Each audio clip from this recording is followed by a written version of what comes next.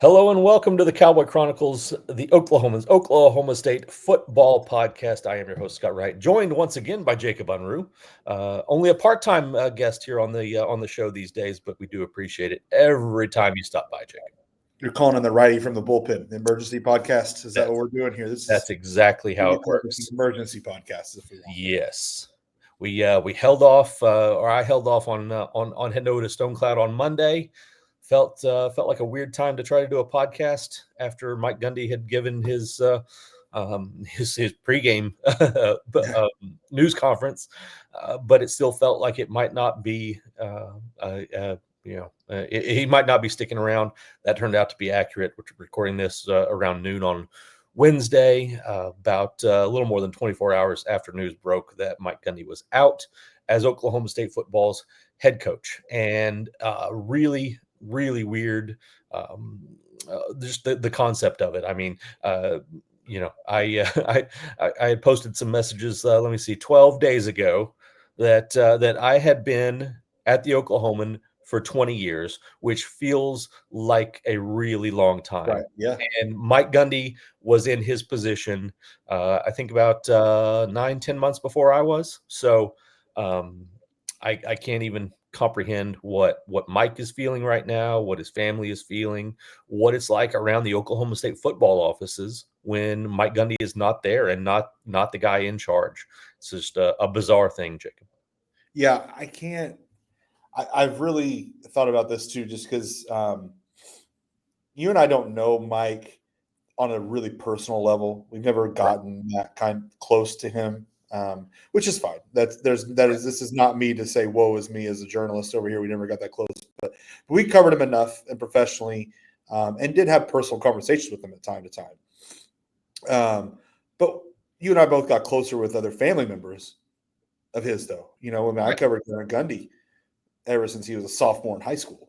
Yeah, and got to know Gunner really well. I know Gage a little bit, mostly Gunner. Kristen, his wife, has always been really helpful. Mike's wife, and even talked with Gundy's parents and siblings and people like that before. And so it hits on a human element when you think about this. Like, man, that's rough. And yeah, he's gonna be fine financially. Obviously, we would all love to be fired and get $15 million on the way out the door. But it is a strange feeling. I thought about, like, man, Mike Gundy is not going to coach Oklahoma State. I was in college when he got hired, and so like early in college, like 2004 is when I graduated high school. So to think about that, like my entire adult life, Mike Gundy's been the coach at Oklahoma State University, and now to think about it, it's very bizarre. And I don't think it was the wrong decision. I think it was the right decision at this point, the way things were going. But it's definitely going to be bizarre. I won't be at the game Saturday, but it'll be bizarre to see that sideline not have a Mike Gundy standing there. Yeah, it really will. You brought up the decision. I think we should talk about that. I do think it was the right decision. I think it was, I would say, Plan B if you were ranking the potential decisions. But in what we heard from Chad Weiberg on Tuesday, especially, it doesn't feel like there was ever a possibility, and I can't say why. Maybe it was Mike Gundy, maybe it was the OSU athletic department, but it sounds like there was never a possibility of negotiating the buyout down and letting him announce his retirement, but coach out the string of this season. They for whatever reason came to the point that they needed this to be a clean break right now and start moving forward with the process, which I think if you weren't going to be able to get that buyout down, I think this is what you had to do.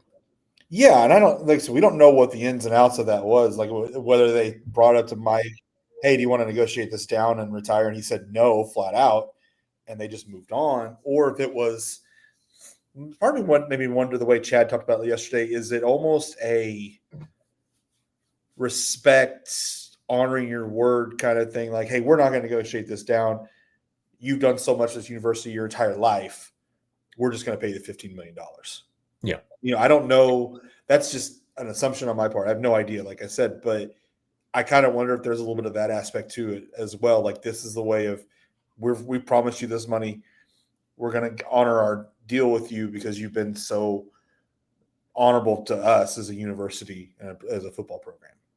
Yeah, maybe so.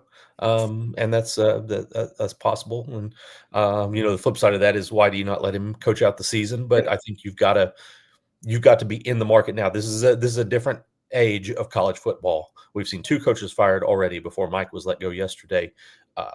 You've got to be. This is more in the NFL level in terms of making these decisions. You can't always afford to wait until the season is over. And this is going to give Oklahoma State the opportunity to start selling themselves to whoever the best candidates are out there, and there's a lot of them.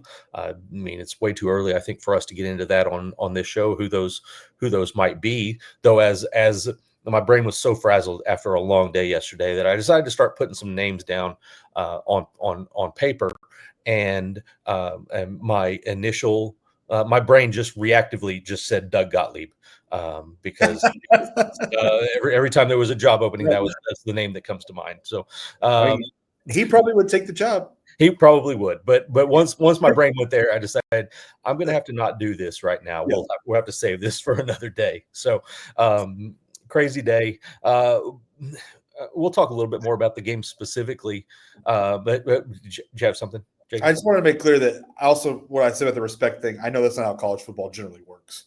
Right. But I also know how much Chad respects Mike Gundy. He did. He opened and closed his press conference yesterday with things about how important Gundy has been to the program, and you can point to a lot of things that Gundy benefited from, particularly Boone Pickens and his money. But I think if you don't have the right guy, that Oklahoma State would not have become what it became over the last 2 decades. You very well could have, if it had been Les Miles. I think would have still just been a stepping stone for him. I don't think he would have viewed it as the place he needed to be for 2 decades. So you had to have the right guy to build this into what it's become. Now, you mentioned candidates. Do you need another guy like Gundy to believe that too and turn it into something he's there for? I mean, I'm not saying 2 decades. That's insane to think. Yeah. 2 decades. But is it? I look at OSU like still kind of in that unique scenario. You need someone similar to that. You do. You need somebody that's going to commit and not view this as a stepping stone to the SEC. Somebody that's going to jump in and maybe you end up with one of those guys, and then the next one maybe you get your next Mike Gundy, or your guy that's there for 10 or 15 years, whatever it might be. It's just it's hard to know, but I do think that you've got to prove that you're capable of competing, not just on the field, but financially, with the programs that you need to be competing with. And I think that is when you can go and land that guy that's going to be willing to stay. We obviously Gundy is going to be the comparison always, but in this realm, I sort of think about Matt Campbell at Iowa State, Yeah. a guy that is willing to turn down bigger jobs and stay where he's at. So somebody in that type of form is what you've eventually got to find at a place like Oklahoma State. All right, like I said, we'll talk a little bit more about the game later, but or at least briefly, but. Because it really, as weird as it feels, it's Wednesday, and it feels like this game is hugely irrelevant this week. But any idea what's going to happen? I mean, on the field, it's just hard to even get an idea. I was talking about this with our colleague Jenny Carlson earlier. Like, what changes with OSU right now? Is it the same? And I think I was talking with you about this. Like, is it going to be the same look of a team out there, or is Meacham going to? I don't think there's not enough time to change a bunch of stuff, but is Meacham going to call the game differently than Mike would have allowed him before? Not that I say allow. I mean, I don't know how much Mike was telling Meacham to do it, but Mike was going with game plans with him, I'm sure. So they had an idea of, this is what I want to do. This is what I want to be conservative. This is what I want to be aggressive. How much does that change? And then I wonder if it's going to be kind of a rallying cry for the team a little bit too. And I think this game will be a little more competitive than people might expect it to be. Yeah. It absolutely could be. I don't give any credence to the idea that this changes anything long term. Mhm. In terms of, this isn't a situation where Gundy had lost the locker room. You can go look at Twitter No. and see all the players and what they're saying about him. Um, over the last 24 hours, and you see that this isn't that situation where suddenly a new voice just re-energizes this team, and they're much better. But it could be one of those things that sparks some emotion for a game or two. Ultimately, I think they are what they are at this point. Mhm. Yeah. I do think they're improving, particularly St. Flores. I think is certainly taking some significant steps forward with every Yeah. game that he plays. But He made some good throws last week. he really did. He really did. He misfired really bad on two throws that would have been big gains. One, in a crucial situation there late in the fourth quarter, where he misses a wide open Rodney Fields on a wheel route that would have moved the chains. But for the most part, he was hurt more by drops and Yeah. lack of protection than anything, and he handled some of those situations really well. He scrambled and got out of some situations. He made the throws that he needed to make for the most part.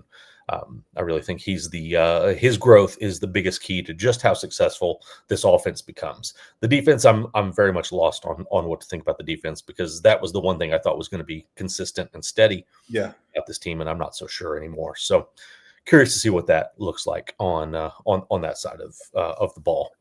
Um, you, in terms of people in the media, I would say probably know Rob Glass as well as just about anybody, because you did a fantastic deep dive into him and his career and his current situation.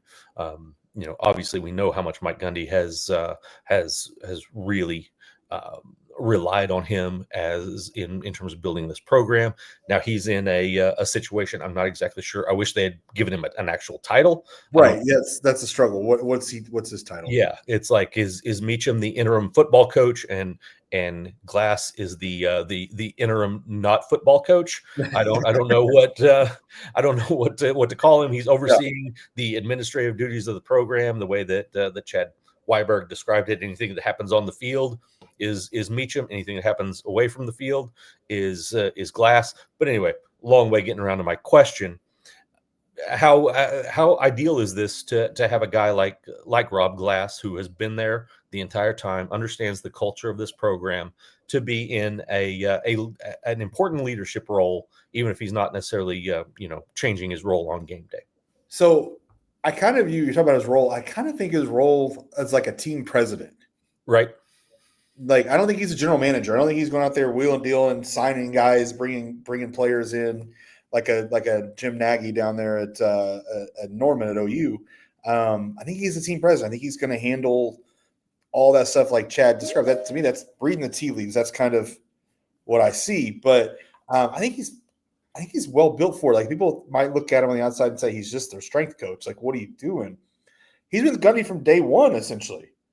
Yeah, exactly. And so he knows this program maybe even better than Gundy knows this program, if we're being honest. Yeah. He's got way more one-on-one interaction with the players, things like Well, that. he definitely has better relationships with the players. He's Yeah, much closer with those yeah. guys. And so I think he's good for it. And getting to know Rob like I did, and because every once in a while we still exchange text messages or whatever, but he's a genuinely nice, good person.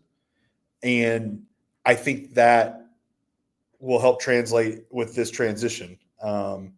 Because he now is the highest paid employee on the team, which I think people need to realize that too. He's making over $1 million as a strength coach, and but his ability to connect with these players, connect with people in the building, I think is going to be tremendous in this, because everyone knows Rob Glass, everyone respects Rob Glass, everyone loves Rob Glass. I think that he can bring the element to kind of smooth things out and keep things going the right direction, and take pressure off Meacham. Meacham's never been a head coach at the college level, and now all of a sudden you don't want him having to worry about all this other stuff. Let him worry about football. Let Rob Glass handle this other side of things. I think it's going to work out as best as it can considering the scenario. Yeah, I agree. I think this is a really good way to handle this. I kind of thought they might go a different direction with the spot that went to Meacham. Mhm. Maybe somebody like Sean Snyder, Yeah. um, Andrew Mitchell. They have multiple offensive line coaches. Maybe Andrew Mitchell is a guy that's been a head coach before. Mhm. So maybe you give him kind of some of those duties to think big picture about situations in game and things like that. But obviously, they like Meacham and are comfortable handing this to him. I'm going to be curious. I get to talk to him here in a few hours. Not just me. The media gets to talk to him here in a few hours. Can be curious to know what he does. He's a guy that's been in the booth the first 3 games. Curious. Obviously, he'll have to be on the sideline now. How does that change things in terms of operating as an offensive coordinator? How will that impact him? Yeah. So those are some of the things that I'm curious about as far as that goes. But you talked about the potential changes. I think that in what I've heard players talking about him, he's more of a risk taker than probably Mike Gundy. Obviously, we've never seen Meacham in a head coaching role, so we don't know. Yeah. But I do think there is the potential that he gets a little bit more risky with some things that he's willing to do. Maybe he presses a little bit more in a situation, say a late first half situation when Gundy might have just let a clock run out. Yeah. Maybe Meacham tries to throw the ball a time or two and see what happens. Maybe Those not types so of things. many punts in some scenarios you don't Yeah, think they would normally punt, because Gundy exactly. would do that and try to play the numbers of this defense a little bit. Right. Yeah. Some fourth down opportunities that maybe you take that Mike Gundy wasn't willing to take. So those would be some of the things that I'm most curious about. Before we, normally I wouldn't jump into the StoneCloud 6-pack this early, but the 6-pack is all focused on all the things we've been talking about. So anything else that you had in mind before we jump into the StoneCloud 6? No, I think you're right. It's too early to get into candidates, but I will throw out a name that I've been intrigued by, and I have no insight on this. So this is just anything. I think Colin Klein could be really interesting. Former Kansas State quarterback, Texas A&M's offensive coordinator. Yeah. He seems like a guy that might fit that mold we talked about, but I'm just going to throw that out there. Right. Had good success as an offensive coordinator. Mhm. We'll see what direction Chad Weiberg wants to go.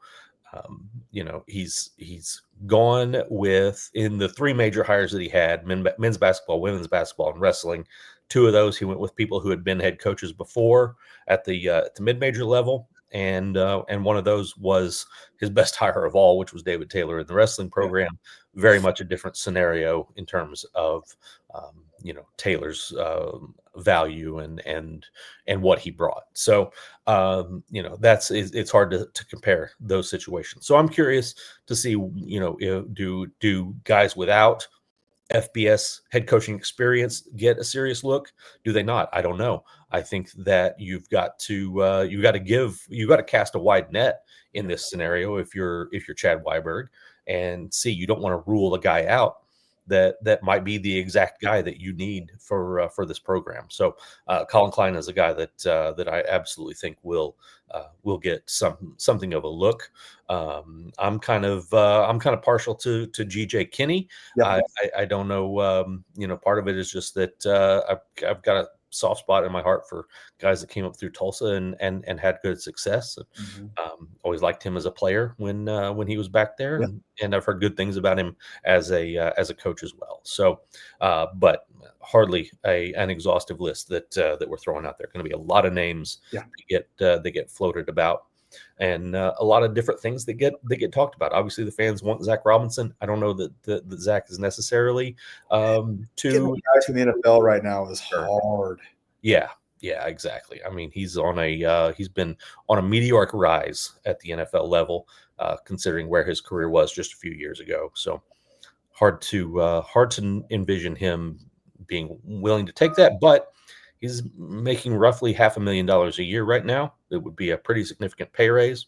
Yeah. There's a lot to factor in. I don't pretend to know what Zach Robinson wants for his career. So with that, let's jump into the StoneCloud 6-pack. That's part of the podcast. Absolutely. The only thing that's missing is the beer. I'm going with my second energy drink of the day already. It's just now. That kind of day, huh? Yeah, exactly. I'm just going Coke Zero. Nothing wrong with that. But let's jump in. We do want to remind everyone you can still jump in and put your score predictions in the comments. And when we get back to StoneCloud, I'll drink a beer in honor of your victory next week, hopefully. So, but let's start. Well, let's start with some actual football here. 20.5 is the spread for this game. It opened at 17.5 and jumped up pretty quickly and has held steady. I'm kind of thinking a lot of people aren't really sure what to expect. And so the number is kind of locked in right there at 20.5 that Baylor is favored by. My question is, do the Cowboys cover this? Do Cowboys beat the spread this week, or does Baylor cover? I think Baylor covers. Yeah. My heart wants to be like, these guys are going to rally and they're going to do kind of rally for Mike and figure some things out. But I just have not seen enough from that defense to make me think they can stop Baylor enough to keep it close. Yeah, I really think Sawyer Robertson, being a veteran quarterback, is going to be able to have some success against this defense the way that we've seen from other guys here recently. Think about what a backup quarterback at Tulsa just did.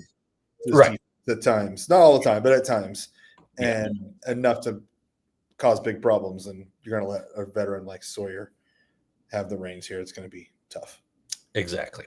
All right. Next one up in the StoneCloud 6-pack. We saw Rodney Fields Jr. go for 113 yards on 17 carries. Will another Cowboy running back, whoever it might be, get to the 100-yard mark this week? No, I don't think so. I think Baylor's got one of their tackles back. I think that's been hurt. Mm-hmm. The name escapes right now. I apologize, but I think they have their defensive line healthy for the first time all season, and I think that's gonna hurt the running game. Yeah, I can see that as well, but I also think that they've unlocked a little bit of something, and so I'm going to go ahead and go with yes on this one. I feel like now Baylor is without a linebacker, so they're a little bit thin there. So I'll take the other side of the injury card and say that Oklahoma State does get to 100 yards with one of its running backs. I'm still not sure who it might be. I'll probably lean toward Rodney Fields, but I could see Caleb Hicks getting back involved this week and having a big week. So, is the injury report come out tonight? When's the injury report? Yes, Wednesday night. It's due tonight too on the injury report. So 9 p.m. Wednesdays. So yeah, we'll get to talk to Meacham. Yeah, it's got to sleep in the Big 12, right? Yes, exactly. Yes, I guess there's the West Coast teams now. Right, exactly. But yeah, so Meacham, first day on the job, he's got to put out the first injury report in Oklahoma State football. Man, I wanted to know how Gundy was going to handle that. Now I'm really bummed. I want to know how Mike was going to handle that. I absolutely wanted to see Gundy have to go through that. Excuse me. All right, number 3 in the StoneCloud 6-pack, and it's all Mike Gundy talk from here on out now, folks. Just to close this up with a little bit of respect for the Cowboy legend. Chad Weiberg hinted at the fact that they're going to do something soon to honor Mike Gundy. You and I, off the camera, have talked about a few different ways they can do that. My question is, what will be the first thing that they choose to do? I mean, the easy one's a tribute video, right? Yeah. I mean, that's the easy thing. I don't know if they'll do it this week. I feel like maybe it's a little too soon. But maybe they go ahead and do it now, a tribute video or something like that. But what I told you, the ideal scenario I had in my head was he announces retirement, works the buyout, and then by the end of the year, they put him in the Ring of Honor. They just do a second Ring of Honor, and they put him in there, or they name the field after him. Mm-hmm. One of the two. And I still think maybe, like I said, no insight here. That's what I would think might be one of the first things that happens. Yeah, I absolutely could see that. I think eventually there will be a statue outside Boone Pickens Stadium for him. But that's not ready yet, I don't think. That's not the kind of thing you can put together overnight. So I don't know who they hire for that now, because the man who did all the previous statues is no longer with us, and so I don't know what they do for that now. Yeah, same. So we will see what that is. I'm going to go with naming the field. I don't know. Part of me is hesitant because it feels like that's something you need to use as a revenue stream. Yeah, you could sell naming rights to the field at Boone Pickens Stadium and have something else there. But I don't. I feel like that's a pretty easy one, and not necessarily take away from Justin Blackman's Ring of Honor ceremony or anything else. So that's what I'm going to go with, but I have no idea. We'll see. We'll see how that goes. I mean, you could sell the naming rights to Mike. You He's got absolutely $15 could. million coming his way. That's exactly right. You just ask him if you can hold on to a few of those checks. Yeah. I did the math yesterday. If you divide it out over the rest of the term of the contract, which is how they will be paying this 15 million out to him, which is an important piece of all of this, goes all the way through the end of 2028. About 384 grand a month. That's not a bad job to not coach football. Yeah. So. Man, good job if you can get it. All right, let's roll into the draft, which once again is Mike Gundy centric, and we're going to draft our favorite Mike Gundy moments, and no parameters, anything you want to throw out. It's all fair game, and whether it was a small thing, a big thing, whatever it might be, fire away. Yeah, you of course get the first pick, Jacob. There are some obvious ones for the public that I think are easy to take here. I'm going to start with one that was honestly the first time I ever met Mike Gundy personally. I wasn't even covering the team yet. I was covering high schools here. I'd written some stories on Gunner, did a big story on Gunner where I talked to Mike on the phone, but still not met him in person. I met him. Stillwater won a football game I was covering in the playoffs. On the field, it was at Owasso High School. I think it was the semifinals, and they won. I was talking with Gunner, and Mike and Kristen walked up. And that's the first time I ever met Mike. I introduced myself, and he's like, "Yeah, I know who you are," and all this and stuff. He said, "He's like, you're the only person I read in that paper. You're the only one worth." He said some choice words and stuff, and it'll always stand out to me because I didn't realize. I think about a year later, I'd be covering him full time for 5 seasons. But that's kind of one of my favorite moments. Just the first time I met Mike in that level. That actually, this wasn't even on my mind to draft, but now I'm going to make it my first pick because that triggered a memory in my mind of I was already covering the team for a couple of years. This happened during Gunner's senior year at Stillwater High School. It lined up that OSU had an off week on a Friday when Stillwater was playing at Lawton High School. So I drove all the way down to Lawton, hung out.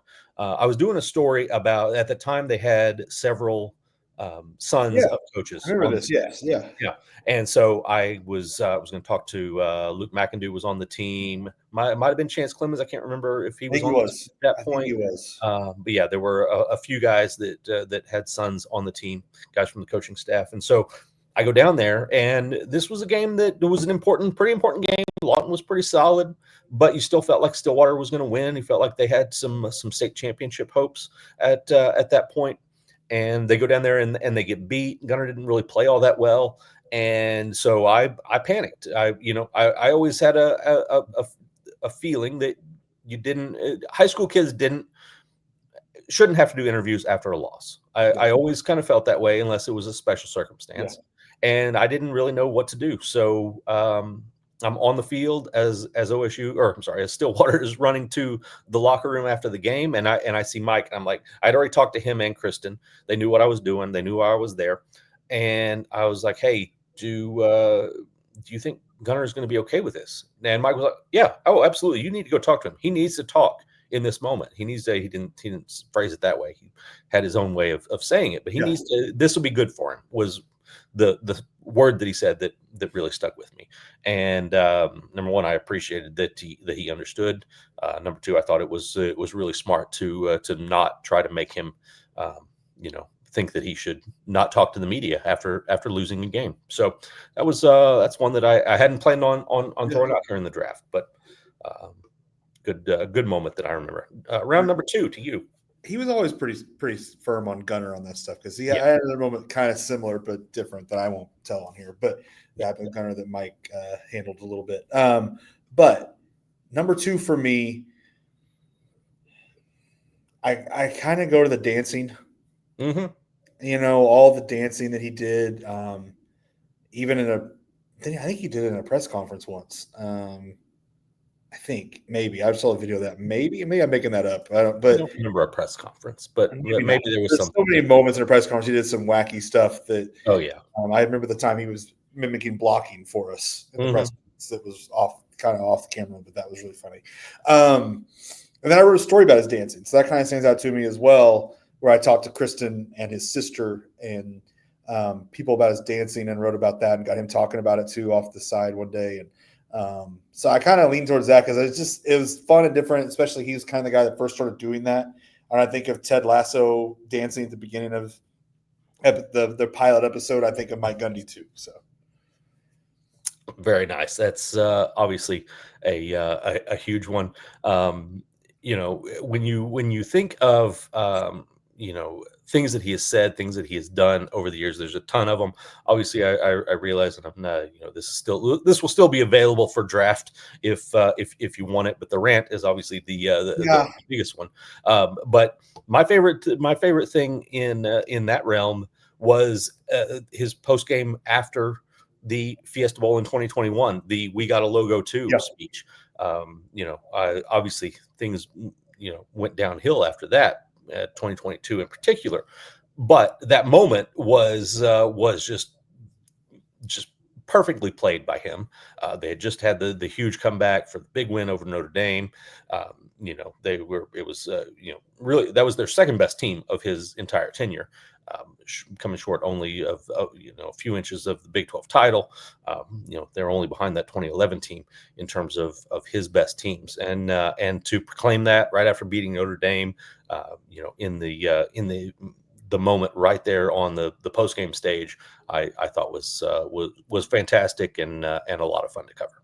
you took that off my list. That's gonna be my third pick if it was still Apologies, there. apologies. Well, the But rant is still out there. that, If that you, moment's that moment's still a little bit of a blur because I was also trying to catch a flight pretty quick after that game, and so right, that moment's a little bit of a blur for me as much as anything because that was a disaster. But that's a whole another story for people off the podcast. I think my fourth moment, I was kind of reminded of this yesterday. I watched this really funny video on Twitter of all these different moments from him, and I forgot he did the one arm push ups in front of us hmm outside the practice facility.